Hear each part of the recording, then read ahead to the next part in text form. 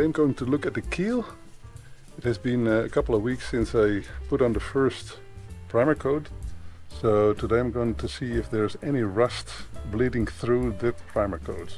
So if that's not the case, I'm going to just wipe it clean, sand a bit and put on a second coat. Well, I don't know if you guys can see it, but the first coat seems to be in pretty good nick. And as far as I can see, there's no rust bleeding through. There are a few places like this where there might be something going on, but I think it's just bad sanding on my way, the first coat.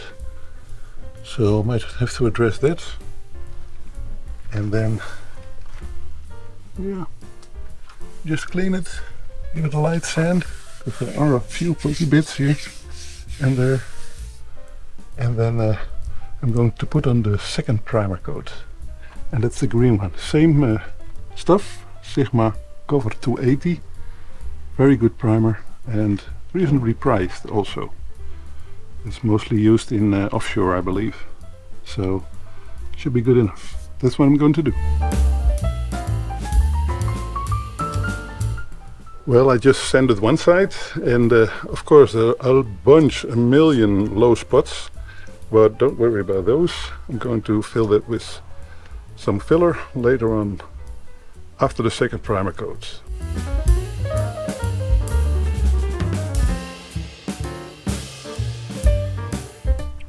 Okay, this is just very typical. I'm finished sanding, so all the high spots and pokey bits are gone.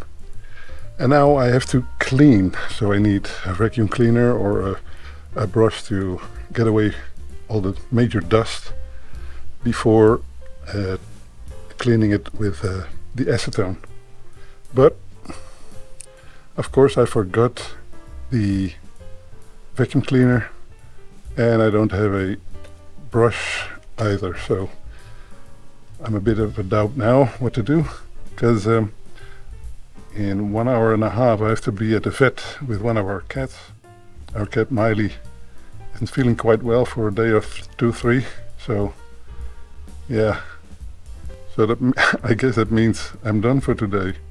Not quite the progress I wanted to make, but yeah. Well, some days you're lucky and some days you're not, and I guess this is just one of those days. So I'm gonna leave it at this, and I come back later in the week, because it's gonna be plenty of sunshine this week. Temperatures are good, up to 25-28 degrees, so that's perfect for my little job here with the keel. See you guys then.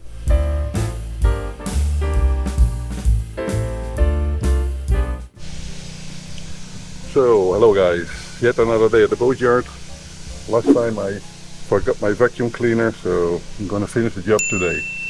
I'm gonna hoover, then I'm gonna clean with some acetone and then put on the next coat of primer.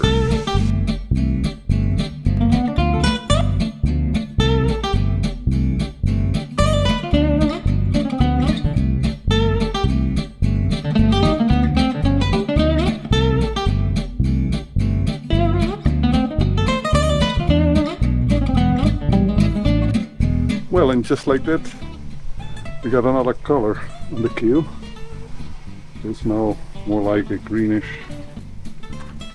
keel. So the next layer is going to be a filler to take out all the deep spots and get a sort of a smooth surface, and then another 4 top coats of some epoxy stuff I've cut lying around.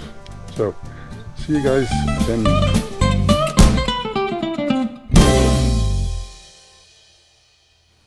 So today I'm going to put on some filler.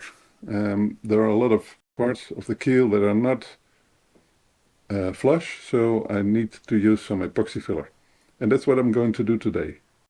But before I'm going to make the filler, I'm going to prepare the keel, and that means cleaning the dents, the surfaces that need to be filled, and then sand a little. And I'm going to use a Scotch Brite press for that.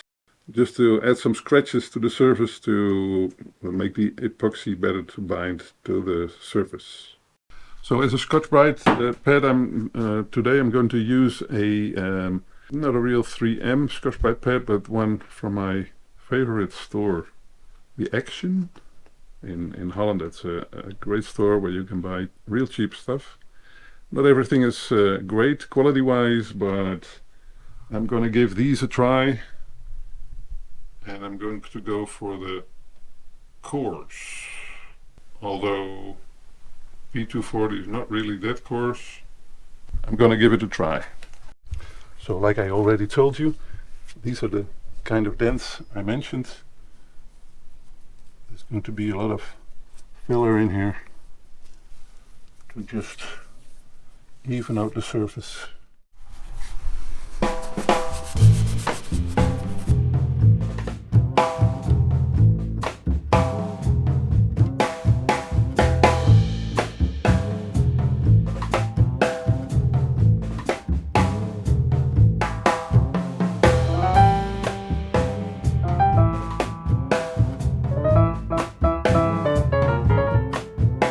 As my filling compound, I'm going to use a epoxy filler. This is one in particular from the Firma Duursma. It's a lightweight filler, so for the bigger parts maybe not so good for the deep holes, but I'm gonna lay it on in separate layers so there's a chance to cure right. So this is the filler itself, and this is the harder. And yeah, kind of a, I don't know, putty kind of thing. I'm going to try a small batch first to see how long my working time is.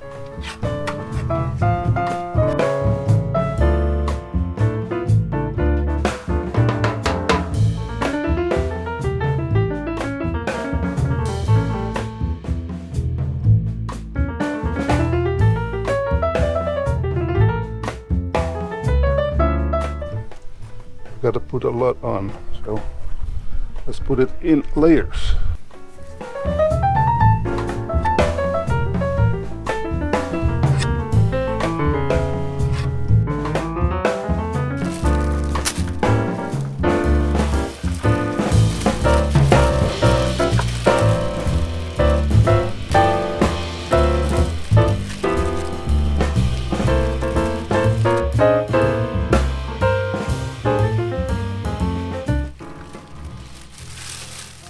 This is not working.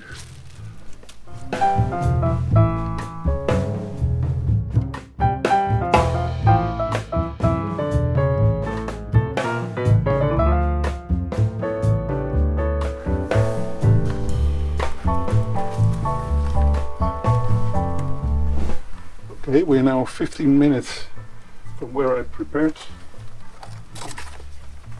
the filler, and it's still pretty workable. So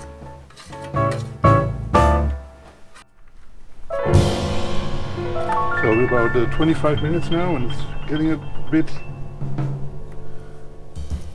more solid.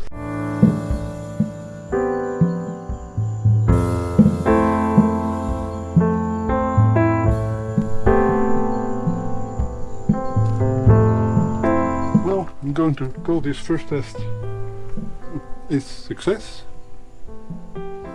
and going to wait till this hardens, and maybe in 2 days I go back with a little sanding here, particularly for the front side of the keel is kind of rough and it needs another layer, and got to shape it a little bit. Yeah, it's very hard to not continue since I've got some filler left. But I ran out of prepared surfaces, so best not to continue on these parts.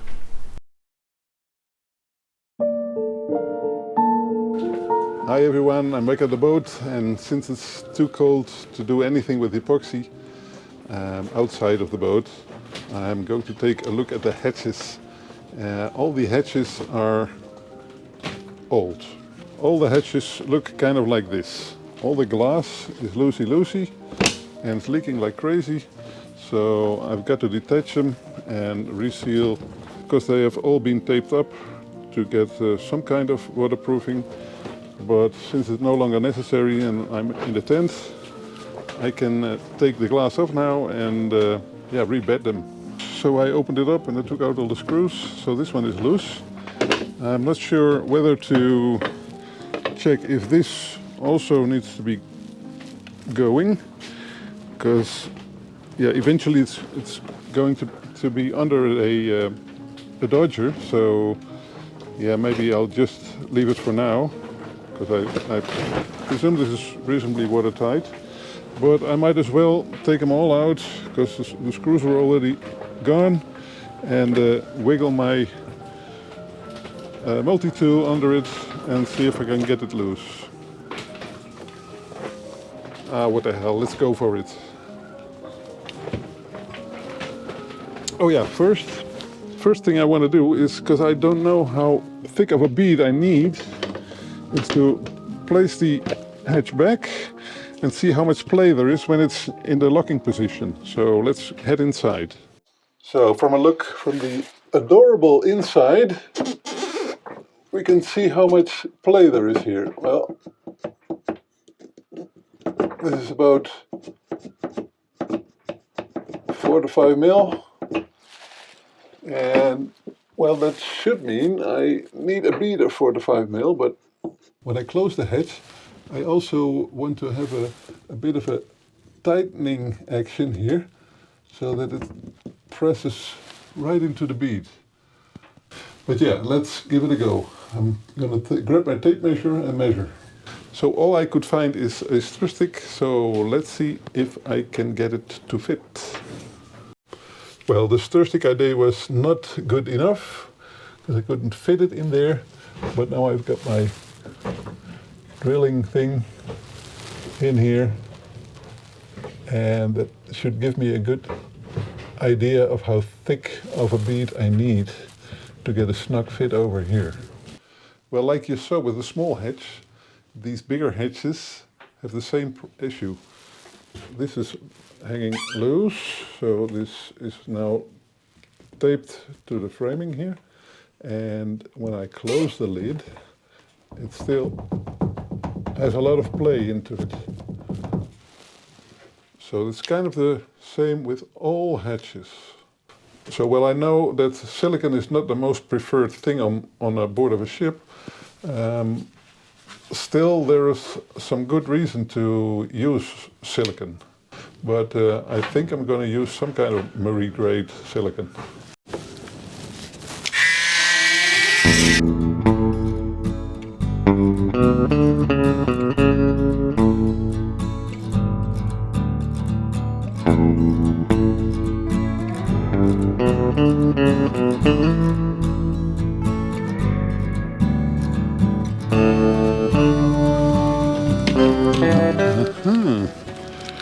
We're getting there. Yes, yes. That seems like a decent seam. Good I took it apart. So good. Okay. There are these little white rings, plastic rings. Don't know what they're for, but let's keep them together and find out if they're really necessary. Now, one possibility is that this part is a bit worn out, so that it will not close so good. I don't know what the original shape is, but this might be worth looking into. So before I do all the other hatches, I'll make this a test one and see how much of a bead I need to get the window to close properly. So yeah, don't know if I can still use this, or that I need to get me some new plastic. Seems okay though. So we'll first have a look at how nice this cleans up, and then reattach it again. So that's this part on the boat. See what I can do at home or at work even. Another thing is that we need to protect the core here, so when I'll be putting this together, I'll be putting on some epoxy over here. Oh, just a little side note here. The tent is getting pretty beat up. There's parts poking through it over here. It's kind of wet here. I don't know how, but I suppose there's some kind of leak going on here. Yeah, over here. Okay. Leaky, yes. And a bit further to the front, you see that part flopping around over there. So that's another storm. There's a hole over there. So after 1 year, it's time to get a new one and maybe get some kind of a better setup here with the studs.